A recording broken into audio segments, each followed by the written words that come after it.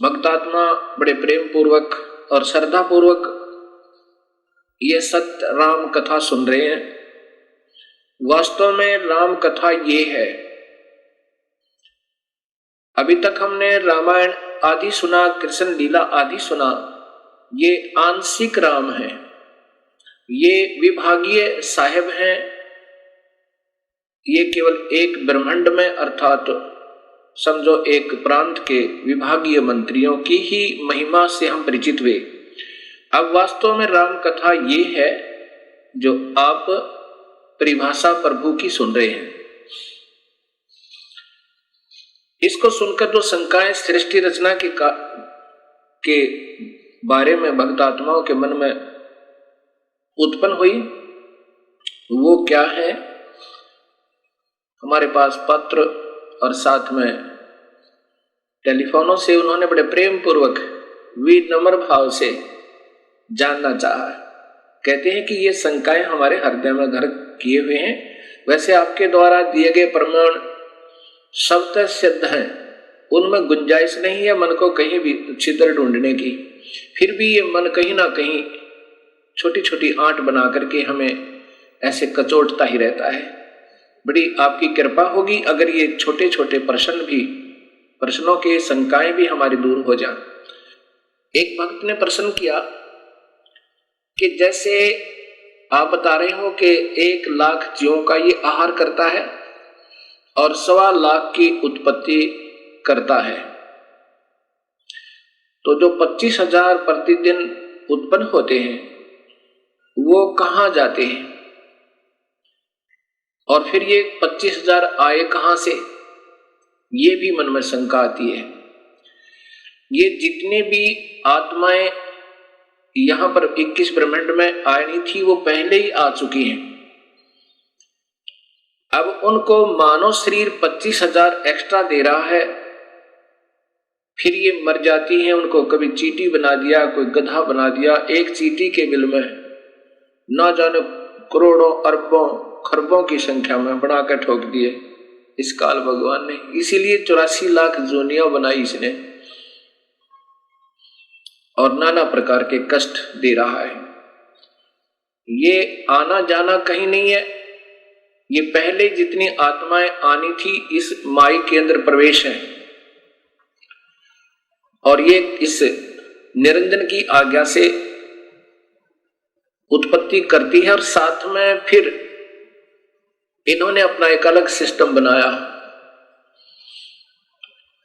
रजोगुण प्रभावित करके, विषय वासनाओं में से प्रभावित करके ये सभी जीवों से स्वयं ही उत्पत्ति करवाते हैं। इसका प्रथम का उत्तर ये हुआ। दूसरे भक्त ने प्रश्न किया कि निरंजन ने जब तप किया, क्या प्रभु कबीर साहब को इस बात का ज्ञान नहीं था कि इसके मन में क्या है? कबीर परमेश्वर सर्वशक्तिमान सर्वज्ञ है और ये जानी जान है, ये हृदय की भी जानते हैं। जब इस ज्योत निरंजन ने तप किया, कबीर परमेश्वर ने उसी समय सोच लिया था कि ये गलत रास्ता अपनाया है और साथ में हमारे हृदय में जो कमियां आई थी, इस निरंजन की तरफ हम आसक्त हो रहे थे, तब भी कबीर परमेश्वर ने आकाशवाणी की थी कि इस नादान की नादानी मत देखो। तो हम हृदय से तो इसको चाहते रहे और ऊपर से हम चुप रहे।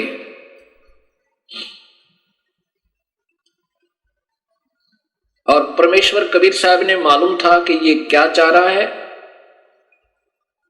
वो सर्वशक्तिमान है। दूसरा प्रश्न ये हुआ कि कबीर परमेश्वर ने जो सर्वप्रथम जिस आत्मा ने स्वीकृति दी थी उसको कन्या लड़की ही क्यों बनाया? किसी और रूप भी बना सके थे, पुरुष ही बनाकर उसके पास भेज देते हैं। अब ये तो आपके मन में काल स्वयं विद्यमान है, ये काल ही है और काल ऐसे ही उठपटांग आपके मन में खरपतवार पैदा करता रहेगा। जब पहले आप लोग और हम भी देवी देवता, हनुमान जी, श्याम जी, ब्रह्मा विष्णु महेश की, माताओं की सब पूजाएं करते थे। कभी मन में कोई उथल पुथल नहीं हुई। और जब ये अपने प्रभु को पहचानना चाहती है आत्मा, उस समय ये काल तीव्र हो जाता है, सैकड़ों शंकाएं उत्पन्न करने की चेष्टा करता है। प्रथम तो ये कारण आप समझ लेना कि आपके अंदर अगर ऐसी उथल पुथल हो रही है, ये काल प्रेरणा है। फिर भी समाधान सदगुरु आपको पूरा देंगे। कबीर परमेश्वर जानी जान है, उन्होंने इस लड़की का कन्या रूप जरूर बनाया था, लेकिन इनके प्रजनन इंद्रिय नहीं लगाई थी। ये योनि नहीं बनाई थी और शायद देखना चाहते थे अगर ये ठीक ठाक रहेगा ये काल तो यहां रहेगा, 21 ब्रह्मांड में आराम से रहेगा। और ये आत्मा जो लड़की रूप में प्रकृति है, माया है, तो ये इसकी उत्पत्ति यहां कर देगी इसके जीवों की, और वहां बहुत अच्छा शरीर बनेगा। नूरी शरीर बनना था सबद शक्ति तय। और यदि गलती करेगा, इस लड़की के साथ दुर्व्यवहार करेगा, तो इसकी नीचता का पता लगेगा। पता तो था मालिक ने कि दोनों में से कोई सा भी कर सकता है। और साथ में हमने जो अपनी पतिव्रता पद से हम गिरे थे, हमें भी अक्ल लगानी थी कि एक बार ये काल के जलों में चले जाएंगे, उस काल के दुख ने उठा लेंगे और फिर मैं इनको वापस लाऊंगा, ये फिर कभी नहीं भटकेंगे। अब लड़की इसलिए बनाया कि ये अगर इसके साथ दुष्व्यवहार करेगा, दुर्व्यवहार करेगा, तो इसको श्राप लगेगा 1 लाख मनुष्य शरीरधारी जीवों का आहार करने का। और इसकी फिर मजबूरी होगी काल की कि मानव शरीर ये जरूर बनाएगा, नहीं तो ये मानव शरीर नहीं देता। ऊपर देव बनाता, देव रूप में इतना सुख होता है इस प्राणी को, ये प्रभु को याद नहीं करता। अब इसकी उस जाने जान परमात्मा ने पहले इसकी पर काट दी थी, चल बेटा किसी तरह चल ले तू। अब इसने वहां गलती की, बदमाशी करना चाहा, तो लड़की ने इसके अंदर शरण लिया, उसके प्रतिफल में काल को श्राप लगा, ये वहां से निष्कासित हुए। अब ये काल की मजबूरी बन गई हमें एक मानव शरीर देने की, इसको श्राप लगा हुआ अपने भूख मिटाने के लिए। और कबीर परमेश्वर को मालूम था कि इन अपनी प्यारी आत्माओं को मैं इस मानव शरीर में फिर जाकर सत्ज्ञान दूंगा और अपने चरणों में लेकर के इनका फिर उद्धार करके वापस ले आऊंगा। ये जानी जान है, ऐसा इसका ये समाधान समझो। अब फिर प्रश्न, क्योंकि ये जो खरपतवार उत्पन्न होते हैं वो या तो बहुत ही अनजान होते हैं, या वो किसी गलत गुरु के फंसे हुए होते हैं, और वो गुरु लोग उनमें ये गलत मैटर भरते रहते हैं कि ये प्रश्न करो, ये करो, क्योंकि उनके पास अब जवाब नहीं है। वो कितने दिन इन भोली आत्माओं को गुमराह कर सकते हैं। आज सब बहन बेटियां एजुकेटेड हैं, सब बहन भाई एजुकेटेड हैं, पढ़े लिखे शिक्षित हैं, और शास्त्र हमारे पास उपलब्ध हैं। अब ये गलत गुरु इन भोली आत्माओं को भरमा नहीं सकते। ठीक है, क्योंकि वो अनजान हैं और वो चतुर व्यक्ति हैं, वो गुरु जी, और वो प्रभु की प्यासी आत्माएं हैं, वो भटक रही हैं, उस अपने प्यारे प्रभु को तलाश कर रही हैं।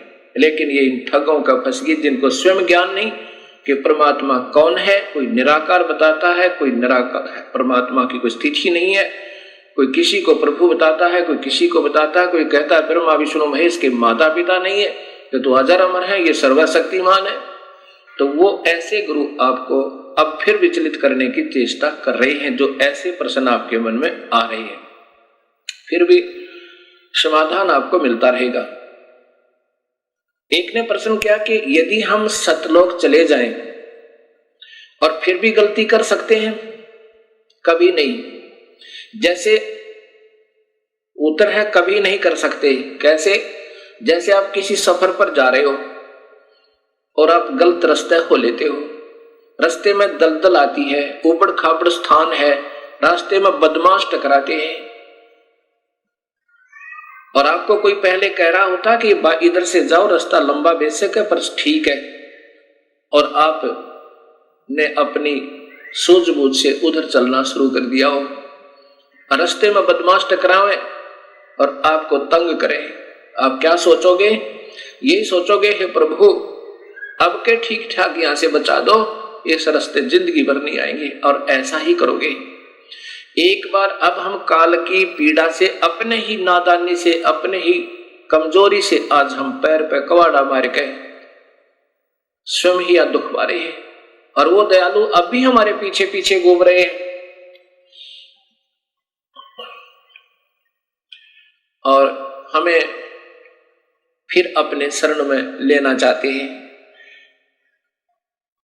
अब इसकी एक बार हम वहां पहुंच जाएंगे, इधर देखेंगे नहीं जिंदगी में कभी भी, हम इधर थूकेंगे भी नहीं, क्योंकि जब हम यहां से चले जाएंगे तो इस खतरों का हमें और विशेष ज्ञान होगा। इसलिए हम दोबारा इधर नहीं आ सकते। हम तो गलती कर नहीं सकते और अन्य करेंगे, उनको फिर सजा मिलेगी। दूसरा प्रश्न और प्रश्न किया कि जैसे स्थूल शरीर को तो हम फूंक देते हैं, ये 5 तत्वों का शरीर है, कोई जला देता है, कोई कब्र में गाड़ देता है, कोई जल प्रवाह कर देता है, और कोई किसी प्रकार से इसका अंतिम संस्कार कर देते हैं, मिट्टी को मिट्टी में मिला देते हैं। फिर ये खाने वाली बात समझ में नहीं आई, वो खाता किस चीज को है काल। अब यही सोच अधूरी हमारी, तभी तो हम यहां उलझे हुए हैं। अब जैसे बादाम आपने देखा होगा, बादाम के ऊपर का कवर खाने का नहीं होता, छिलका नहीं खाने का होता, उसके अंदर एक और गिरी होती है, वो खाई जाती है। ऐसा ये फॉर एग्जाम्पल समझो। वास्तव में कैसा है कि मानव शरीर में जितने भी हम चटपटे खट्टे मीठे पदार्थ आहार करते हैं, क्योंकि मन स्वयं काल है और इसकी आदत है चटपटे भोजन खाने की, मांस मिट्टी शराब सुल्फा पीने और खाने की, क्योंकि इससे इस सूक्ष्म शरीर में, इन आहारों से सूक्ष्म स्थूल शरीर के द्वारा सूक्ष्म शरीर में एक ऐसा द्रव तैयार करवाता है कि जो उस सूक्ष्म शरीर के अंदर लेप हो जाता है। उसमें जैसे स्पंज सोख लेती है, पानी को चूस लेती है, ऐसे वो सूक्ष्म शरीर इन व्यसनों को जो हम सारे जीवन में आहार करते हैं, पान करते हैं, कोई शराब पीता है, कोई सुल्फा पीवे, कोई अफीम खावे, कोई नाना प्रकार के चटपटे भोजन आहार करता है, उससे स्थूल शरीर की परवरिश होने के बाद भी कुछ मैटर बच जाता है और उसका फिर लेप उस सूक्ष्म शरीर, इसके अंदर एक ऐसा ही सूक्ष्म शरीर है, उसके अंदर लिप्त हो जाता है, जम जाता है। उस सूक्ष्म शरीर को ऊपर ले जाके अपनी तपस्या पर फिर ये जला भून भून के बुरी तरह तड़फा के उसमें से वो माल छुटवाता है, वो द्रव छुटवाता है। और ये इतना पीड़ा होती है इस जीव को, ये चिल्ला चिल्ला कर बुरी तरह रोता है और फिर बेहोश हो जाता है। और जब इसमें से सारा मैटर निकल लेता है, इसने ऑटोमेटिक सिस्टम बनाया हुआ है, फिर इनको वहां से उड़ा देता है। फिर ये आकर के धर्मराय के पास लेखा जोखा करवाते हैं। फिर कर्म आधार पर इनको फिर 84 लाख जूनिया स्वर्ग नरक आदि प्राप्त होते हैं। और फिर कर्म आधार पर स्वर्ग नरक 84 लाख जूनिया ये अलग से फिर इस ये काल इनको देता है, ये दंड अलग से होता है। और जीव अजर अमर बताया है, ये मरता नहीं, जीव नहीं मरता, लेकिन इसकी दुर्गति मरने से भी बदतर हो जाती है और फिर कर्माधार पर यह अपने संस्कारों को भोगता रहता है। एक भक्त आत्मा का प्रश्न, ये तो बिल्कुल ही नादान आत्मा का प्रश्न हो सकता है जो उसने किया। उस भक्तात्मा ने कहा कि महाराज जी, हमने पहली बार आपके मुख से ये सतलोक सुना और शास्त्रों में प्रमाणित देखा। ये तो हृदय ने स्वीकार कर लिया कि वो स्थान सत्य है जो आप बता रहे हो, और वो भक्ति भी सत्य है, और वो मंत्र भी सत्य है जो आपने प्रमाणित बताए कि इन 3 मंत्रों से मुक्ति होगी। वो वेदमय प्रमाण है, गीता भी प्रमाण देती है, तो इससे बड़ा प्रमाण इस पृथ्वी पर नहीं हो सकता। अब मुझे डर लग रहा है कि कहीं मैं आपसे उपदेश ले लूं और आपकी सत्साधना से मैं सीधा सतलोक चला जाऊं, और कहीं वहां कोई भी ना मिले, मैं अकेला ही पहुंच जाऊं, तो वहां मेरा दिल नहीं लगे। तब मैंने उससे कहा, नादान, आप इस काल लोक में कितने सुखी हो, कभी गधे बनोगे, कभी सूअर बनोगे, 84 लाख जोनियों में कष्ट उठाओगे, यहां क्या दिल लग रहा आपका? वो नादान क्या कहता है जी, यहां घूमते फिरते तो नजर आते हैं गधे बनकर भी, दिल लगा रहता है। अब यहां हमारी सोच इतनी गिर चुकी है कि यहां पीड़ाओं पर पीड़ा सहन करते करते भी हमारा हृदय यहां से दूर जाने को नहीं करता। ये कारण क्या है? ये भगवान विष्णु जी की मेहरबानी है। इसने हमारे यहां एक सतिथि बनाई हुई है, हमारे को यहां पर फंसाया हुआ है, यहां से हमारा हृदय नहीं हिलने देते। इसलिए इस त्रिगुणमयी माया कहा है। ब्रह्मा हमारे अंदर रजोगुण पैदा करता है, यहाँ के ठाठो बाट की उपलब्धि के लिए ना जाने क्या क्या अनर्थ कर देते हैं हम, और फिर ये हमारे पास रहते भी नहीं। ना कार रहती है, ना कोठी रहती है, ना संतान रहती है, ना संपत्ति रहती है, और जब तक ये शरीर रहता है हमारी वृत्ति ये खराब रहती है। ये भी जोड़ दूं, ये भी बना लूं, ये सुविधा उपलब्ध कर लूं, ये शरीर ही छूट जाता है, फिर ये प्राणी रो रो कर टक्कर मारता है। अब ये सत्ज्ञान से धीरे धीरे आपका हृदय यहां से हट जाएगा। अब प्रश्न रहा कि एक भक्त ने कहा, जी फिर परब्रह्म जो अक्षर पुरुष है, इसको भी जन्म मरण में किस लिए बनाया गया?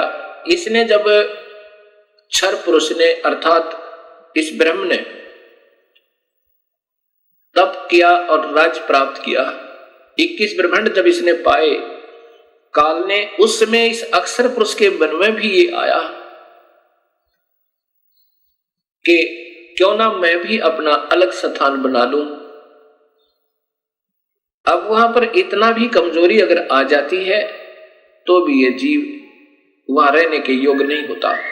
अब ये जो गलतियां वहां पर होनी थी वो हो चुकी, और इन गलतियों के कारण अन्य जो बची हुई आत्मा है वो बिल्कुल सावधान होगी, अब वो गलती नहीं करते।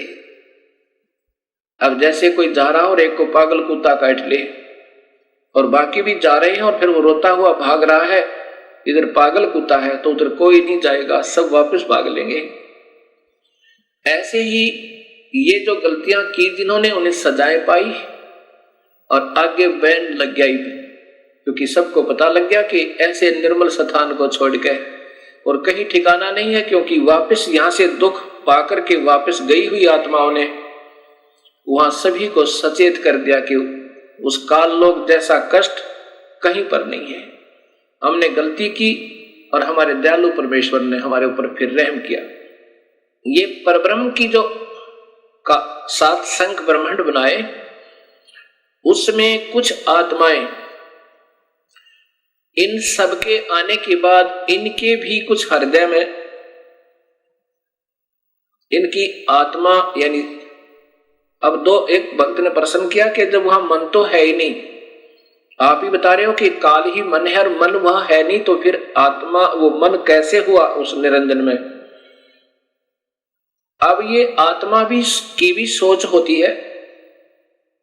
मन तो यहां इस काल लोक में है, यहां इसने डबल बना रखा है, अपना भी प्रभुता। मन इस आत्मा की सोच को यहां बिल्कुल खराब कर देता है, और आत्मा की भी अपनी सोच होती है।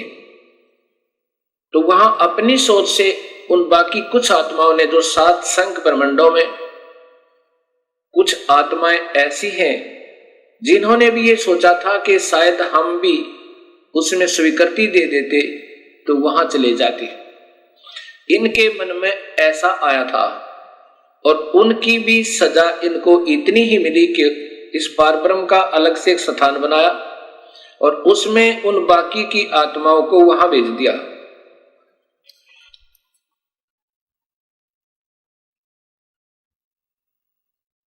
अब जो आत्मा परब्रह्म के लोक में रहती हैं, अब उनको ज्ञान हो गया कि वो तो बहुत परेशान है नीचे के लोगों के व्यक्ति, जितनी आत्मा गई है, अब वो कभी नीचे की वृत्ति नहीं रखते और जो आत्माएं यहां सतनाम प्राप्त कर लेती हैं, केवल सतनाम। सतनाम कौन सा होता है? 2 मंत्र का, एक तो उसमें ब्रह्म का मंत्र ओम है और दूसरा और मंत्र है, वो सांकेतिक रखा है, वो अधिकारी को ही बताया जाता है जिसको देना होता है। और जो अधिकारी संत होते हैं वही देवे, तभी वो काम करे।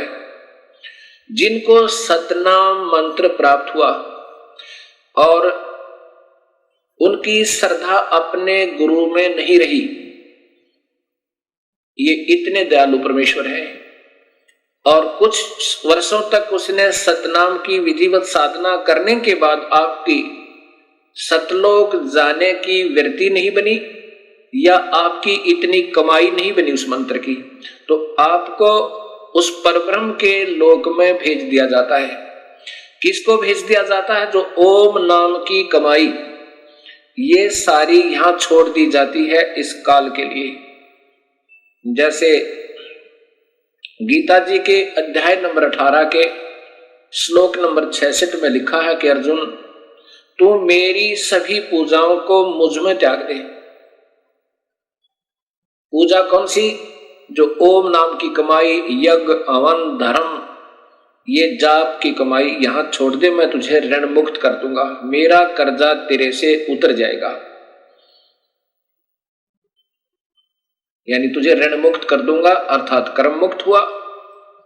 वो आत्मा फिर इस पारब्रह्म के लोक में चली जाती है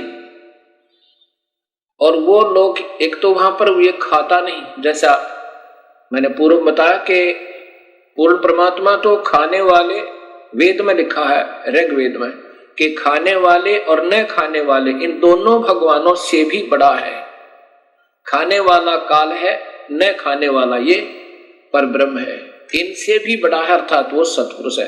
तो वो परब्रह्म जीव आहार नहीं करता, उसने ऐसी गलती कोई नहीं की, लेकिन मन में फिर भी थोड़ी कमजोरी, उसकी आत्मा में थोड़ी सी वीकनेस आई थी, तो उसका भी सजा उसको भोगना पड़ा। वहां ये यहाँ के हंस फिर वहां पहुंच जाते हैं। वहां पर इतना बढ़िया शरीर है, यहाँ के देवताओं का, ब्रह्मा विष्णु महेश का भी नहीं है। जैसा कि आपको बताया था कि यहाँ के देवताओं का तो शरीर है जैसे चीनी का कप बना हो, सफेद कप जो चाय पीते हैं, और हमारा मिट्टी का बना हो सीधा ही, इतना कमजोर है। और जो परब्रह्म के लोक में परब्रह्म और वहां के रहने वाले जितने हंस हैं, उनका सटील का समझो, इससे ज्यादा सथाई है, लेकिन है नासवान फिर भी। अब ये सोचकर इस पर ब्रह्म को समझना, इसकी उत्पत्ति यूं हुई। और फिर जो सतभक्ति करता है और जिसको सतनाम भी मिल गया और कमाई फिर भी पूरी नहीं हुई और साथ में यहाँ की कोई इच्छा आपकी रह जाती है, तो कबीर परमेश्वर हर ब्रह्मांड में अपना अलग स्थान बनाकर रहता है। इन आत्माओं को जिनकी अधूरी कमाई है, भक्ति पूरी नहीं हो पाई, कि काल के ऋण से मुक्त अभी नहीं हो पाए, और परब्रह्म का भी, क्योंकि परब्रह्म के लोक को पार करना है, उसका भी ऋण देना है, वो दूसरे मंत्र से, तत्मंत्र से कमाई करनी है, वो तत्मंत्र संकेतिक है। इन दोनों का मिलकर जब ये योग्य हो जाएगा, दोनों का ऋण उतरने योग्य हो जाएगा, तब ये कबीर परमेश्वर इनको सारनाम देकर, सारनाम की कमाई साथ करवा कर और फिर यहां से सतलोक ले जाएगा। जब तक आपकी पूरी कमाई नहीं बनी होगी तो आपको यहीं रखेगा, और आपकी थोड़ी बहुत भी इच्छा इस लोक में रह जाती है तो भी इसी ब्रह्मांड में एक स्थान ऐसा है, वहां कबीर परमेश्वर आपको रखेगा। वहां पर आपको तपस्या पर नहीं जाने देगा, तपस्या पर नहीं जाने देगा, और न ही कुत्ते गधे सुअर बनने देगा, क्योंकि आपकी कमाई इतनी हो जाएगी और साथ में आपके पाप कर्मों परमेश्वर कबीर साहब काटता रहेगा। जब ही नाम हृदय धरो भयो पाप को नासे, जैसे चिंगारी अग्नि की पड़ी पुराने गासे। अब आपके शुभ कर्मों के आधार पर वहां रखेगा और तपस्या पर नहीं जाने देगा। ये आपको इस कबीर परमेश्वर के शरण में आने से और एक्स्ट्रा बेनिफिट है। और फिर ये सदियों के उपरांत इन शुभ कर्मों के आधार पर आपके फिर मनुष्य जन्म हो सके, 100 भी प्राप्त हो सके। जो कबीर परमात्मा के आधार पर सद्भक्ति आप कर रहे हो, और मनुष्य जन्म आपके फिर देने शुरू कर देगा परमेश्वर, और फिर कभी अपनी सतभक्ति को जगाएगा उसमें उन पुण्यात्माओं को जिन्होंने पहले सतगुरु की भक्ति कबीर परमेश्वर की किसी युग में कभी वो आए स्वयं या उनके कोई सत संत के साथ रहकर की हुई है। अब उनको शीघ्र ये बात समझ में आती है, क्योंकि उनके अंदर काल नहीं होता ज्यादा है, बेशक वो साधनाएं अन्य कर रहे होते हैं अनजानपने में, उनके हृदय में वो पिछली कमाई अंगड़ाई देती है पिछले जन्म जन्मों की, तो वो तुरंत आकर के कबीर साहब के चरणों में, उसके सत्य नुमाइंदे संत के चरणों में आ जाते हैं। और जिन्होंने अभी तक कमाई सत्पुरुष की पूर्ण परमात्मा की कभी नहीं कर पाए और ब्रह्म तक की अच्छी साधना युगों युगों कर रहे हैं, वो पुण्य आत्मा भी इस सत्संग को सुनकर और शरण में आ जाएंगी। तो जैसे कलम चढ़ा दी जाती है, जैसे कलम चढ़ाई जाती है, ऐसे इसकी वो फिर सतनाम दिया जाएगा उनको, उनके अंदर फिर वो भक्ति प्रवेश हो जाएगी और प्रारंभ होगी तो अवश्य पार होगा।